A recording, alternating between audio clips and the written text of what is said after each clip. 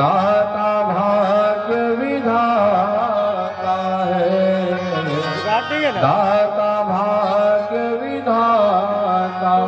जिस गाय को आज हम और आप सब अनादर कर रहे हैं ना मेरी माता, लोग घर में कुत्ता बहुत पाल रहे हैं और घर में कुकुर रहे चाहे न रहे, दरवाजे में इज्जत से लिखा रहता है क्या, कुत्ते से सावधान।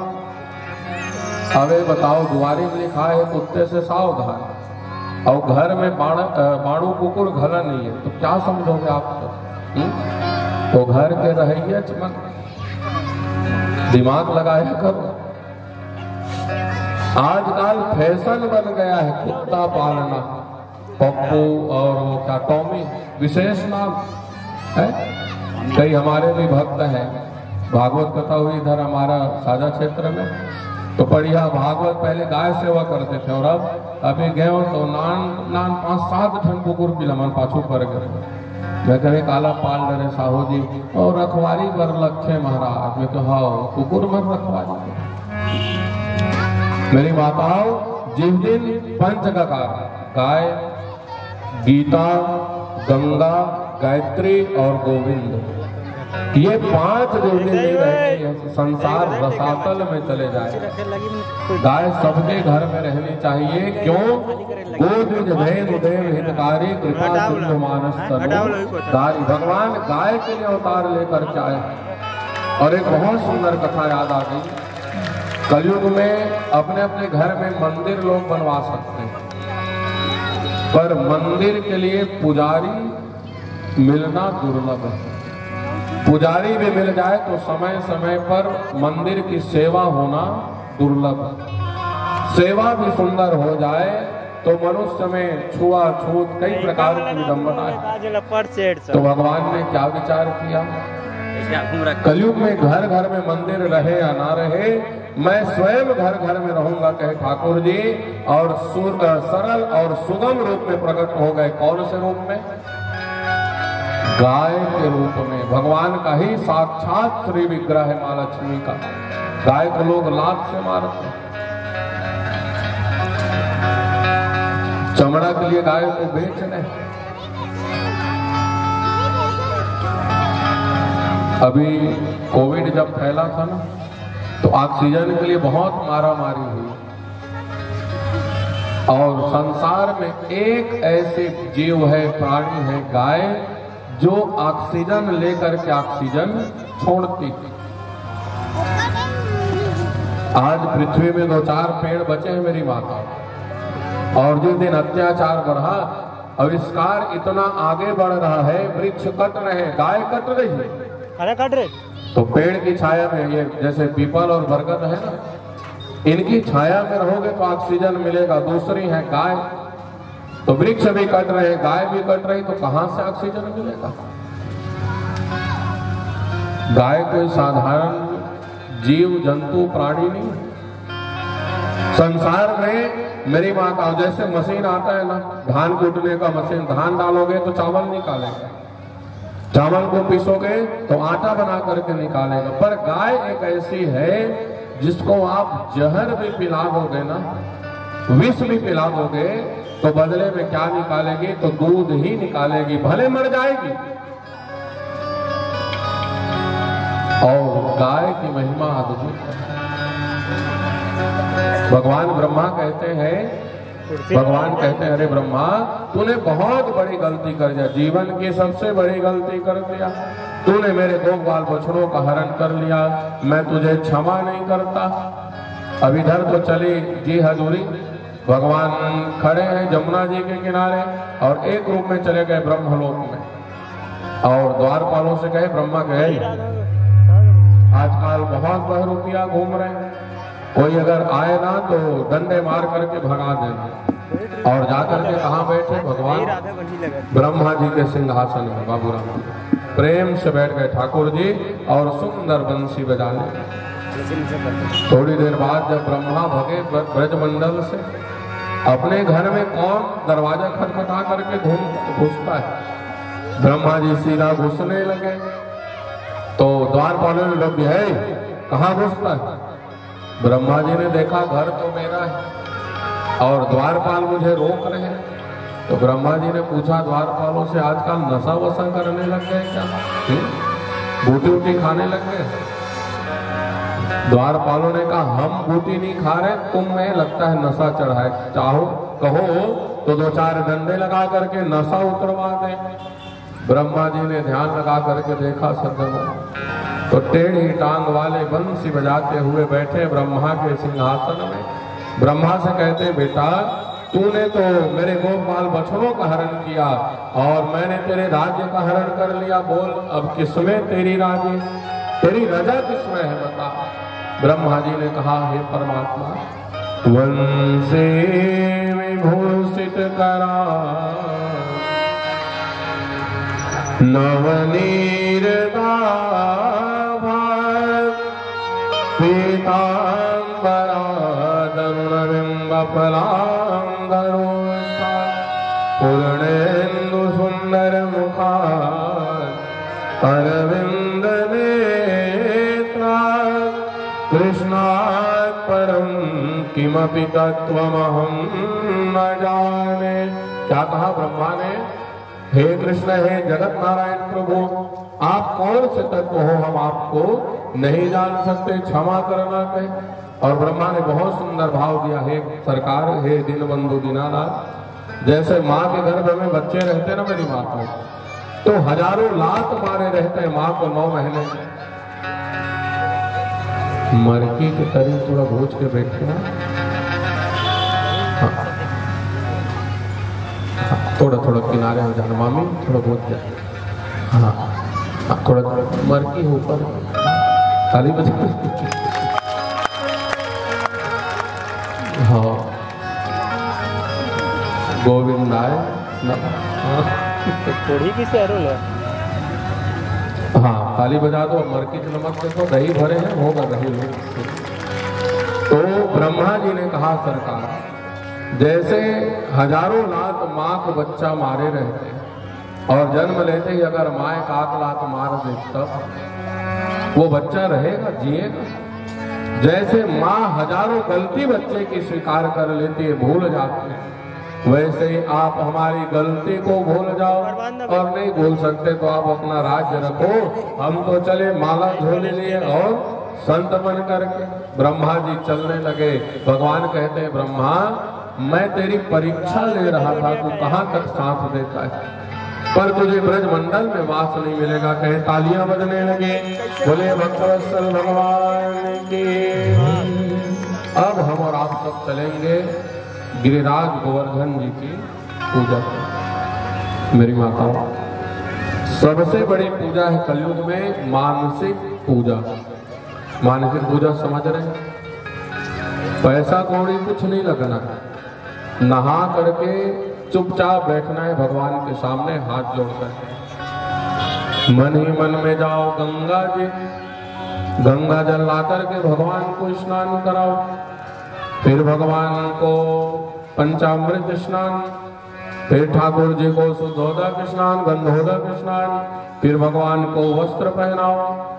वस्त्र पहनाने के बाद जनेऊ अनिवार्य है, यज्ञोपवीत अति आवश्यक है। फिर भगवान को चंदन लगाओ, चंदन के बाद ये जैसे माला हमें पहनाया है ना, ऐसे ही ठाकुर जी को जितना हो 4 चीजें याद रखना जीवन में। नमस्कार प्रियम भानु, भगवान सूर्य को नमस्कार प्रिय है। सुबह स्नान के बाद सभी भगवान को देख करके प्रणाम अवश्य किया करो। और जलधारा प्रियम सेवा, भगवान शिव को जल की धार प्रिय है। कितनों भी आप पकवान चढ़ाओ, जब तक 1 लोटा पानी नहीं चढ़ाओगे भोलेनाथ प्रसन्न होने वाले नहीं। और अलंकार प्रियम विष्णु,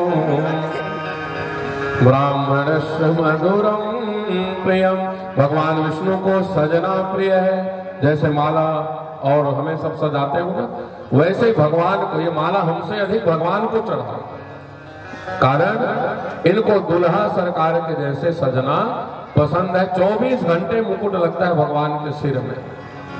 और चौथा है ब्राह्मणस्य मधुरम प्रिय, पंडितों को और कुछ दो चाहे मत दो, मिठाई अवश्य खिलाना। पर आजकल खतरा बढ़ गया मेरी माताओं, शुगर के ज्यादा जमाना, तो ज्यादा अनुष्ठान भी खतरा है। फिर भी ब्राह्मणों को मधुर मीठा अत्यधिक प्रिय है। तो मानसिक पूजा करना, तो भगवान को भोग लगाना, सजाना।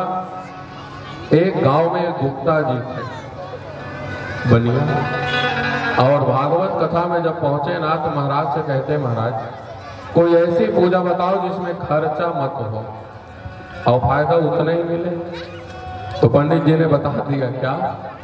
अरे पूजा करना, मानसिक पूजा, नहा करके बैठ जाना और भगवान को गंगा जल लाना, सुंदर स्नान इत्यादि करा करके फिर भोग लगा देना।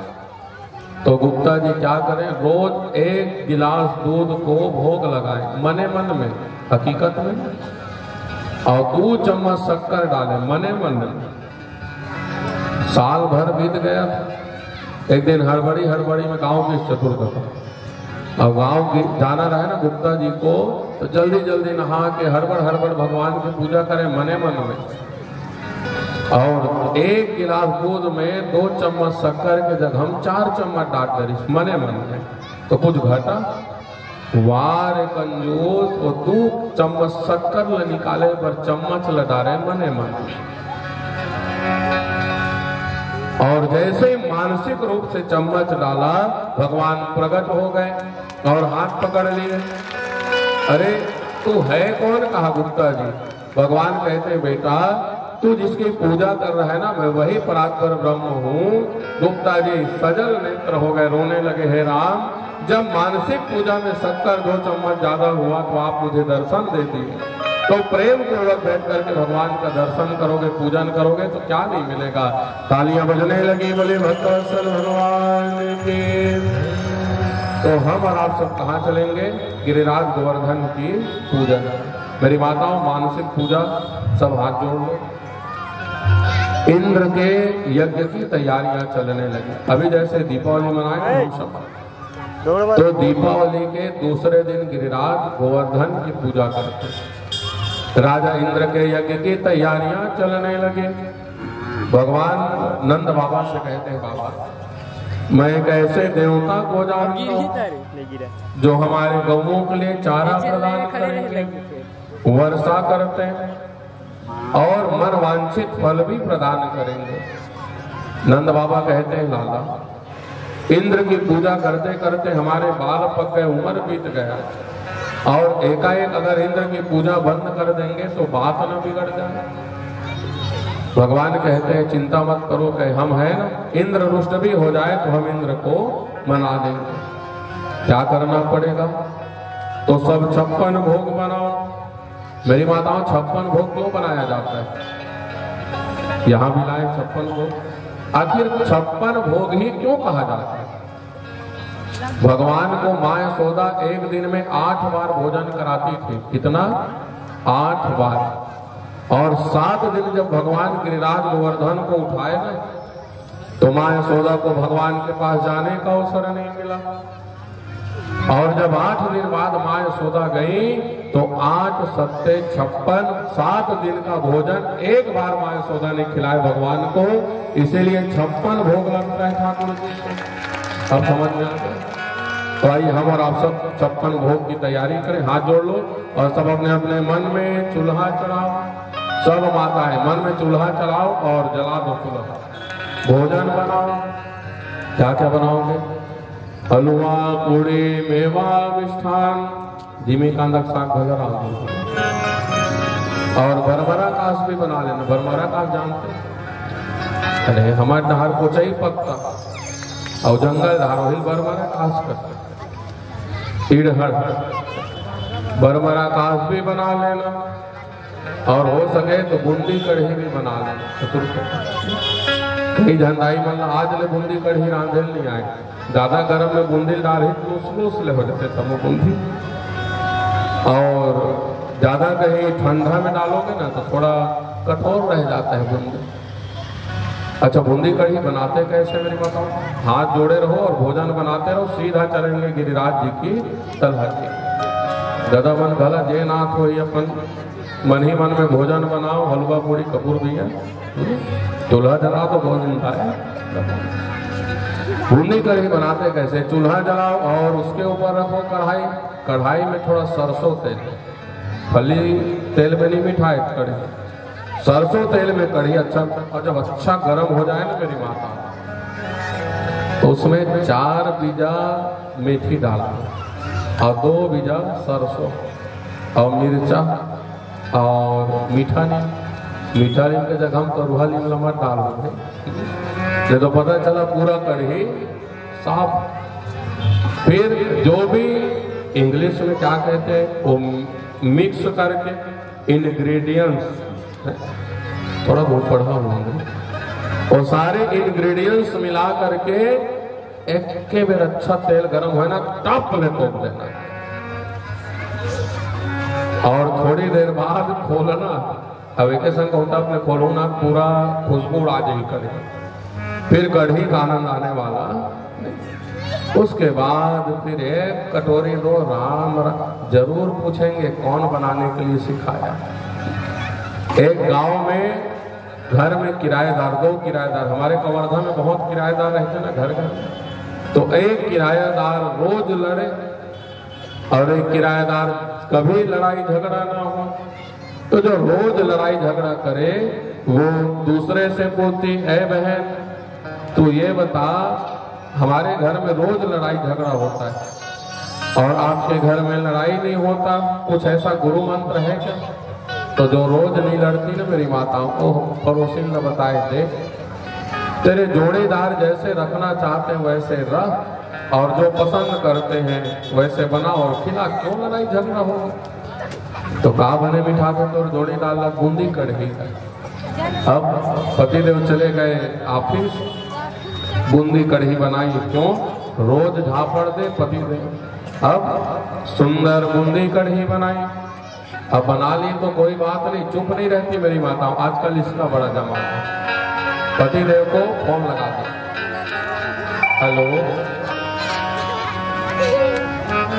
राम, हेलो बूंदी कढ़ी बनाई हूँ।